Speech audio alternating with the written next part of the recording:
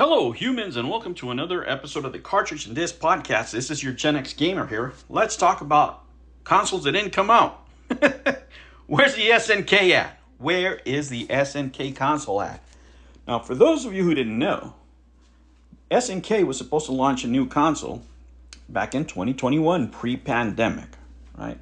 And as we all well know, what happened with the coof and the virus and all that stuff, well, it didn't happen. They did what probably in television should have done. And they didn't start anything. Now, this is actually a request from a viewer. I think we talked about this back in the day, but we talked about it from a different angle as far as SNK being acquired by its new owners, right? It's in the hands now of some people that are not fans of open speech and journalism. Free speech is not a big one for them, so there's been quite a few controversies regarding that in some sectors of the video game community. But, you know, when it comes to this, I don't think it had anything to do with any of those controversies. What it really had to do with is money, just like anything else. Working on a project this big from home during the pandemic would have been insane. And that's what any rational person would have thought, not in television.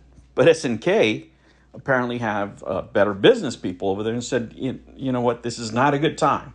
Now, from what we know of the console, it's going to be a semi-open system, right? Probably something coming in with a few bundled games and then you could purchase more, that type of thing. It wasn't going to be a continuation of the Mini. It was supposed to be more aligned along the lines of maybe an MVS2. And they even planned a 3, so they were planning 2 consoles before the pandemic. After that, with the shortages and everything else, it doesn't seem like it was economically viable. And they never really went into depth why. But, I mean, we can just figure this out, guys. And if you guys think, and, you know, this is the purpose of these videos, right? I'm not here to give you the absolute truth about anything, just my opinions, and maybe some food for thought. Now, based on what we see and the figures that we've seen, we have to know that the same conversations are going on over at SNK. And what figures are those? How much did the Atari sell, for example, the VCS? What kind of numbers that they do? That's probably the closest thing they're looking at. What is the sweet spot price and how much profit can you make? Again, guys, if you take a figure of 5% as far as earning interest on your money, you have to do better than 5%. Now, when you start a business or start a project or what have you, it has to give you more than that. Considerably more than that if you're running a business. Ideally, you know, in a business, in a perfect world, you want a 1.5 markup. But that doesn't happen because, you know, you may start off there, but you have costs and this and that and the other. So let's say the sweet spot for most people, I would say, would be anywhere from $130 to $150 for that type of console. You're not going to be competing against the PS5. You're not going to be competing against Xbox or the Switch or anything like that. It's going to be your own standalone. So people don't want to spend a lot of money. They're already spending $500 on something that's premium, the latest and greatest. And what could this possible console run that isn't running on anything else? So you have to look at all those factors, right? Is it going to run better than Steam on your computer?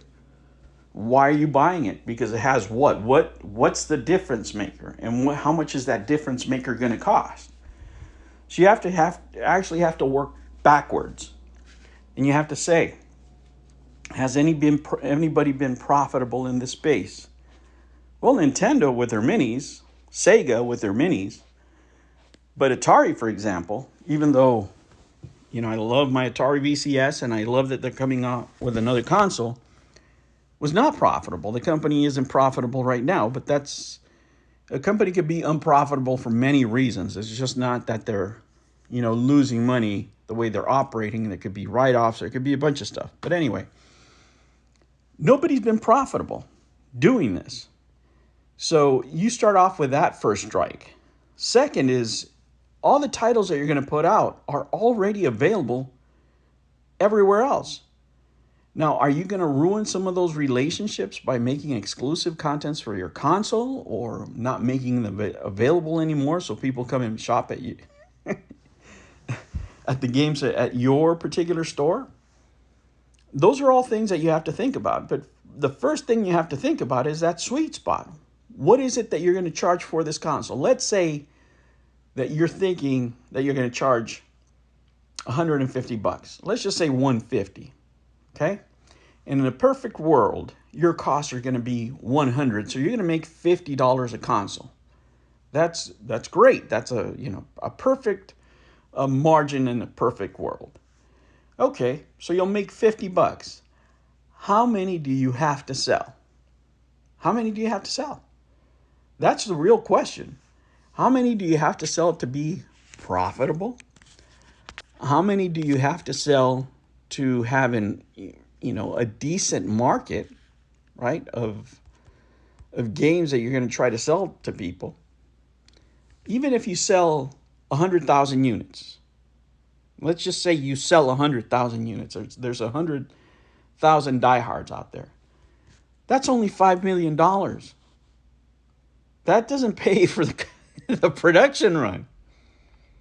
So you have to sell at least 1 million in order to make this worth it at all.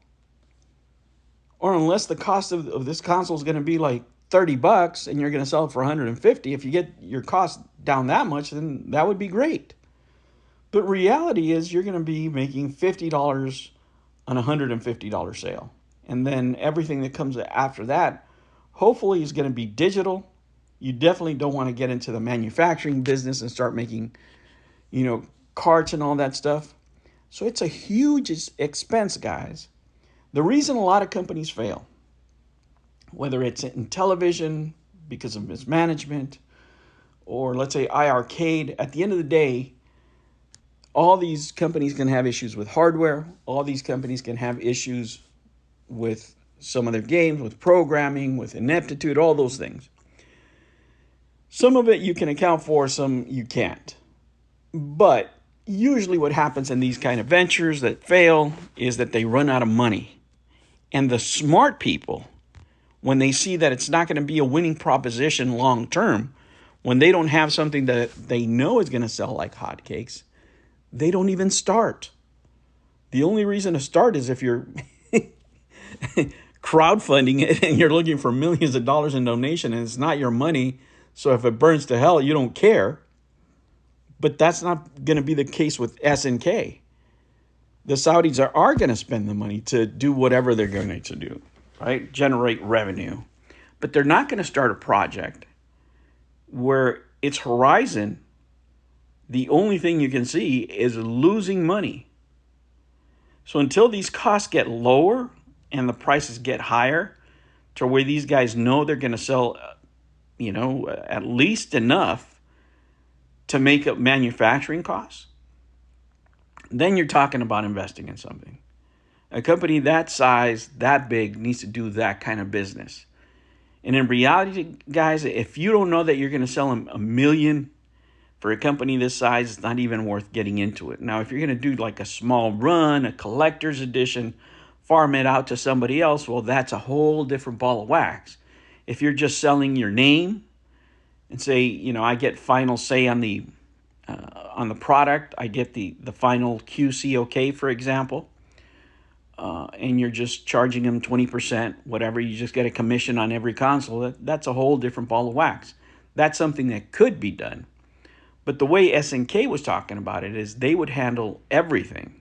And at this point in this market, with this inflation, it's just not a winning proposition. So I don't know that they're ever going to greenlight this project. And if they do, it's probably going to be a limited release and probably farmed out to a third company, right? If they do it on their own, I'd be surprised. I definitely would buy it, as a collector's item for sure, right? But I don't know that it makes economic sense.